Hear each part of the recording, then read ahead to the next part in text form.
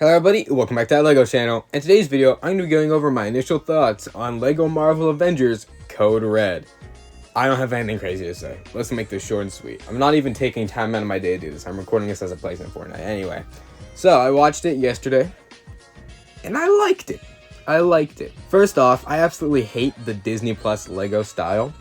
The people they have to animate the LEGO Star Wars and the LEGO Marvel shorts, or like whatever movies that are getting put on Disney Plus, their style just doesn't work for me. They have the Lego grain, like from the plastic on the arms, on the entire figure, on the entire model of the characters, even though the plastic is different from face to arm to torso to hair or whatever. It's all different, and they don't put effort into making sure each piece has the correct style of plastic. They just have it all be really grainy in a really useless attempt to be realistic. They're obviously attempting to emulate the style of the movies, but it doesn't really work. We all know that they're not going to be like the Lego movies, and it looks really bad. I didn't like it during Star Wars. I don't like it now. I don't even think, like, the grain is too overpowering. It's too in your face. It should be subtle.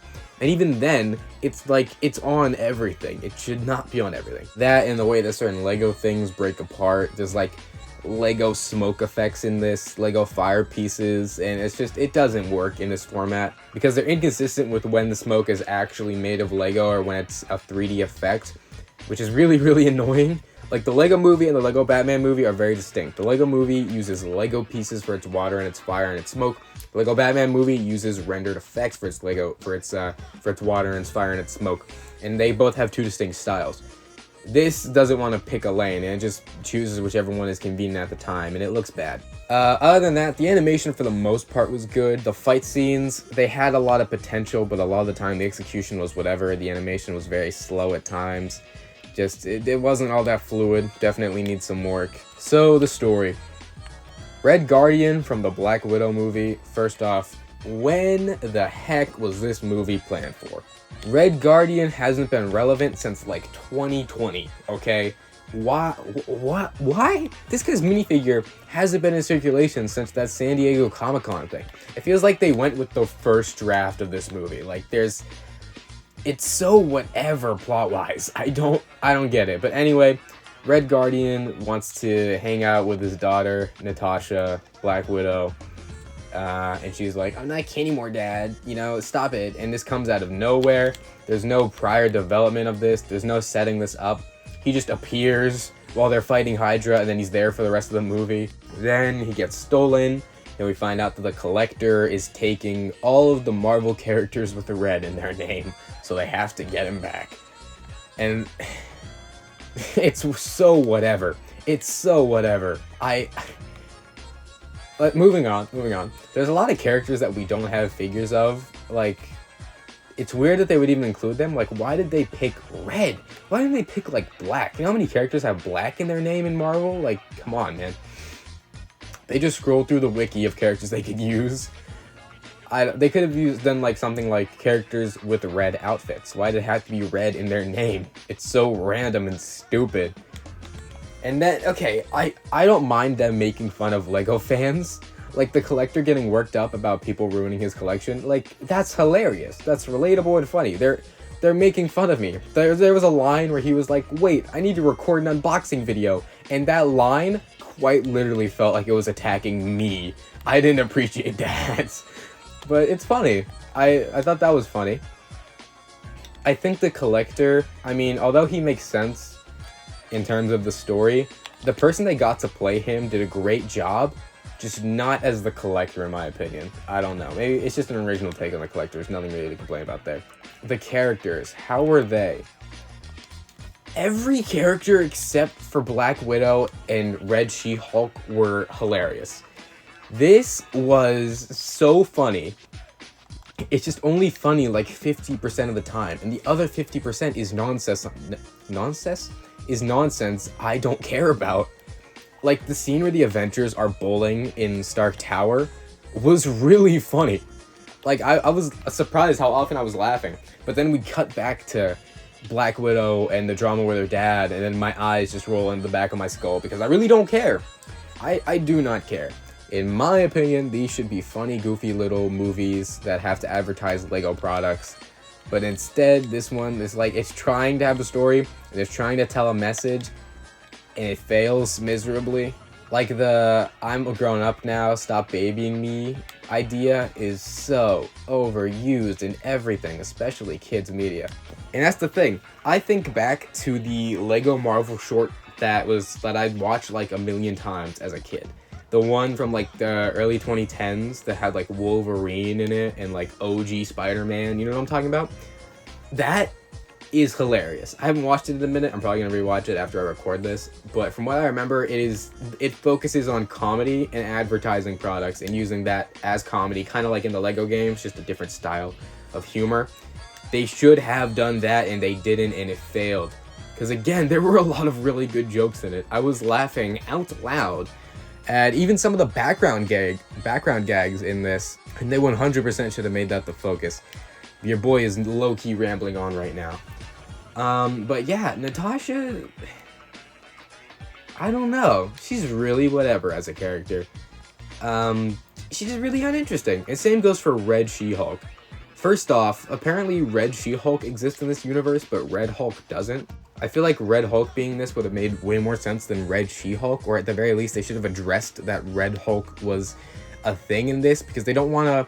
They had a little line in there about Red She-Hulk's dad, but didn't want to actually address if he was Red Hulk in this universe, which was really, really annoying, because I noticed, I don't want to be that guy. I really, really, really don't want to be that guy.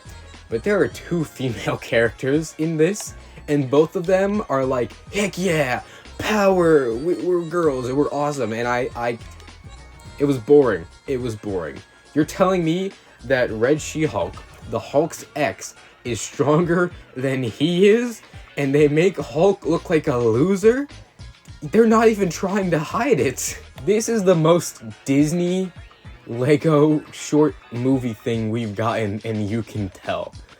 I don't mind it as much because, again, there are only two female characters, and, you know, since Black Widow is the focus, I guess it makes sense for her to have a connection with Red She-Hulk and their dads. It does work, but the writing in this just isn't that solid outside of the jokes, so it's really forced in your face. Also, what was with making Hulk look like a loser? I like Hulk in this. He's very clearly like a smart Hulk character. I'm glad that they get to use smart Hulk in these, but he's not strong anymore. He doesn't do anything. He fights with Wolverine and he does well there, but then whenever Red She-Hulk's around, he's useless. They done went and Disney-ified Hulk. How dare they? No, wait a minute. They just She-Hulked him. They just did what they did in She-Hulk with Red She-Hulk. That's hilarious. That is so funny. Anyway, the rest of the Avengers are awesome. There's Black Panther and Wolverine. For some reason, Hawkeye isn't there. And for some reason, Sam Wilson, Captain America, is there. I'm assuming they needed some more black representation in the movie. So they, of course, were going to put Falcon in the movie. I keep calling it a movie. It's only like 40 minutes. But, you know, there isn't really a Falcon minifigure in circulation that anyone cares about, and Falcon won't be showing up in the MCU ever again. So they were like, okay, we'll just make him Captain America Falcon and never explain it. No one's gonna care. So there's that. I mean, I know I'm complaining about it, but the only upside is the comedy. Like, because it's really funny. That's, like, them making fun of Lego collectors and their need to have things in pristine condition, which, personally, I didn't relate to. If I ever get a San Diego Comic-Con figure, I'm opening it up and putting it on my minifigure display. I don't care, okay? I'm not one of those guys. Also, keeping things mint in the box in, like, on display is more of an action figure thing. If this was, like, a Star Wars Black Series movie or something, then of course I'd understand that. But it doesn't work as well for Lego fans, because if you don't open a Lego set, it's either because it's super rare and maybe you want to have it sealed just for the novelty, or because you plan on reselling it. Lego fans have a tendency to open their stuff, especially minifigures. Who doesn't open their minifigures unless they specifically intend to resell them? Your little parody thing didn't work, guys. I feel like I had more to talk about. The references are neat, but the fact that they didn't go crazy with it is really annoying. There's like a lot of scenes where in the background they have a bunch of blacked out minifigures. They could have done so much cool stuff. Like, they had an Ultron Sentry as one of the rare minifigures. Like, why weren't there more, like, funny Lego Marvel references? Why didn't they go crazy? They had, like, Mr. Gold in it, and just Mr. Gold. There was, like, nothing in terms of stuff for, like, Lego fans in the background. And I think they should have done a Chippendale Rescue Rangers with it, and just made tons of references to Lego's history and Lego Marvel's history, and they didn't for no reason. I think that's really silly that they'd even like go that little bit to have these references and then not go all the way. Speaking of which, seeing the Hero Factory and the Bionicle figures getting used again after all this time, there's something neat about that novelty. I think more Lego media should do that, and I really enjoyed that. Like, seeing the Bionicle villains and the Hero Factory figures was really cool. I'm not a Hero Factory or Bionicle fan. I mean, I like them, but I don't know anything about them, so I don't know exactly what figures those were or what pieces were getting used. But it was pretty cool to see them. I'm sure all the Bionicle fans will get a kick out of this. I suggest watching it.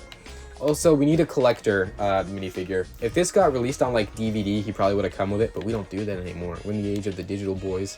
So, yeah, Lego, get on that.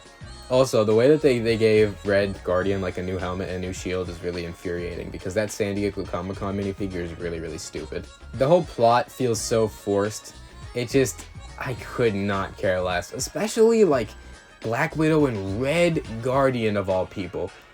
Natasha's sister doesn't even show up in this, even though she has a minifigure. And it sucks because they seem to be way more focused on plot than jokes. If they cared way more about the jokes, I wouldn't have said a single thing. If the plot was just in the background to service the jokes, I wouldn't have complained. I genuinely would not complain, because it's really, really funny when it's trying to be funny. But, yeah, no, this wasn't very good.